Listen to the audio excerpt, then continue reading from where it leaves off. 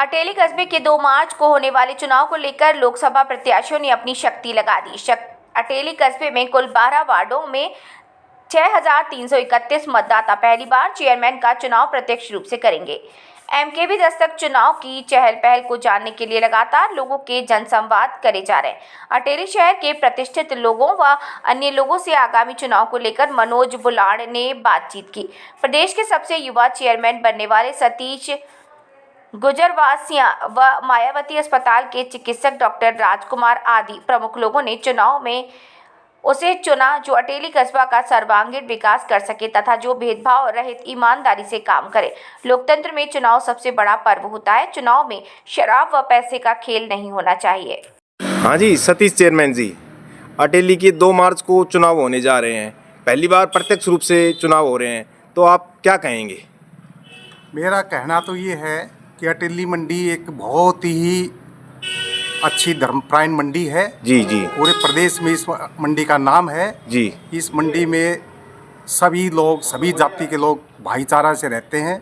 यहाँ कोई ज़्यादा राजनीतिक के चक्कर में लोग नहीं पड़ते। जी जी। इसलिए यहाँ पर एक बढ़िया चेयरमैन बनाया जाए जो कि ईमानदारी से शहर का सभी जातियों को, सभी भाइयों को लेकर के शहर में बढ़िया विकास करे। हाँ जी, हाँ जी। और ईमानदारी से करे और साफ़ सुथरी छवि का उसको नगरवासियों से मेरी अपील है कि वो ज़्यादा से ज़्यादा मतदान करके 2 मार्च को, आने वाली 2 मार्च को बढ़िया अपना उम्मीदवार निष्पक्ष चुनाव से ईमानदारी आदमी को विजय श्री बनाए। चेयरमैन जी, देखो, आपके जो पिताजी हैं लाला जगदीश जी, वो भी बड़ा प्रभावशाली रहे हैं, गांव के सरपंच भी रहे हैं और कई बड़े बड़े ओहदों पे रहे हैं। आप भी चेयरमैन रहे हैं। आप चेयरमैन कब रहे थे अटेली नगर पालिका के?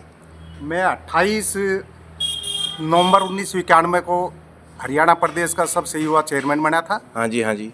मुझे सभी जातियों ने, सभी भाइयों ने बड़े प्यार से बहुत अच्छे अनपोज चेयरमैन बनाया था, बढ़िया तरीके से। और मैंने काफ़ी अटेली मंडी में उस टाइम ग्रांट बहुत कम आती थी, सरकार के पास ग्रांट बहुत कम होती थी जी। तो आदरणीय राव बंसी सिंह जी ने, जो हमारे पंचायती विकास मंत्री थे हरियाणा सरकार में, हाँ जी, तो उन्होंने काफ़ी मदद करी यहाँ पर। तो हमने बहुत अच्छी अच्छी गलियाँ भी बनाई, साफ़ सुथरा शहर को भी रखा, सोडियम लाइट भी शहर के अंदर लगाई हमने। और शहर में काफ़ी जितनी ग्रांट थी, जितने पैसे थे, जी जी, उस हिसाब से हमने काफ़ी काम किया। और इसीलिए मेरी अपील है कि आने वाले 2 मार्च को बढ़िया चेयरमैन चुना जाए शहर में, जो हमारे शहर अटेली मंडी की साफ़ सुथरा सफाई भी रखे, ईमानदारी से कार्य भी करे, सभी को साथ लेकर चले, किसी से खुंदक ना निकाले, चाहे वो वोट दे या ना दे। ठीक है जी। हाँ, सभी धर्मों को, सभी को साथ लेकर के चले। तो श्री किशन सिंघल जी, आप कपड़े के अटेली कस्बे के बड़े व्यापारी हैं और पहली बार डायरेक्ट चुनाव हो रहे हैं 2 मार्च को नगर पालिका के, तो क्या कहेंगे आप?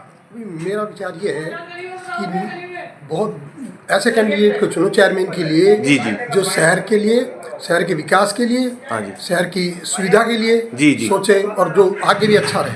अच्छा अच्छा। तो आप पहली बार चुनाव हो रहे हैं प्रत्यक्ष रूप से और अटेली कस्बे में 4 प्रत्याशी मैदान में हैं, तो चारों में से किसको चुनना चाहिए लोगों को?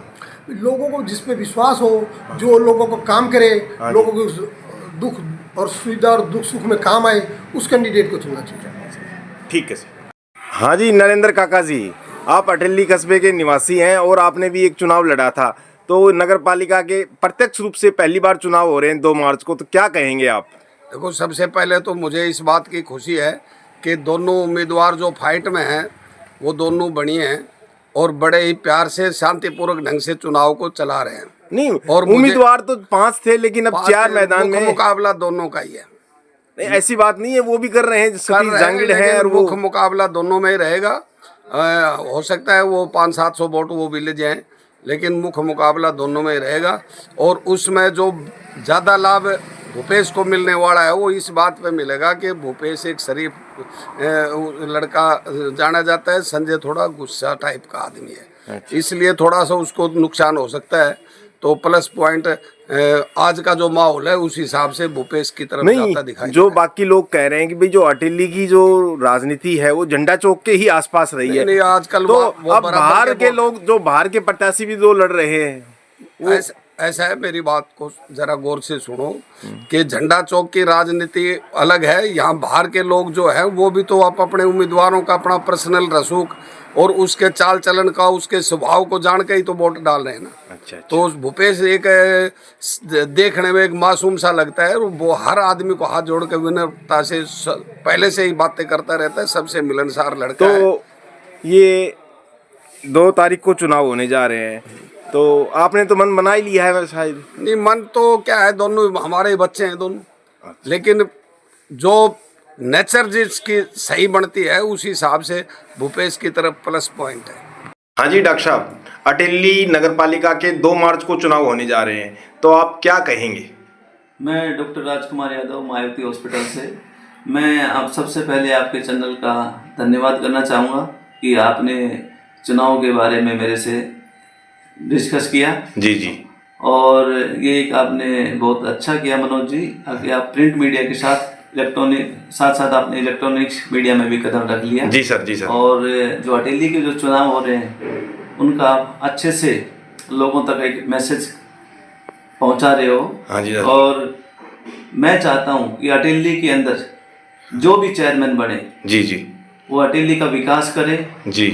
और जो अटेली के जो मुद्दे अभी जो चेयरमैन गिनवा रहे हैं, भाई बिजली की, पानी की, सड़क, रोड की, शिविर की समस्याएं हैं, जी जी। खेल के लिए उनके लिए कोई स्टेडियम की बता रहे हैं, कोई बात लाइब्रेरी की, और डिजिटल जमाना है तो एक डिजिटल लाइब्रेरी अटेली के अंदर नहीं है, वो बहुत ही ज़रूरी है, होनी चाहिए।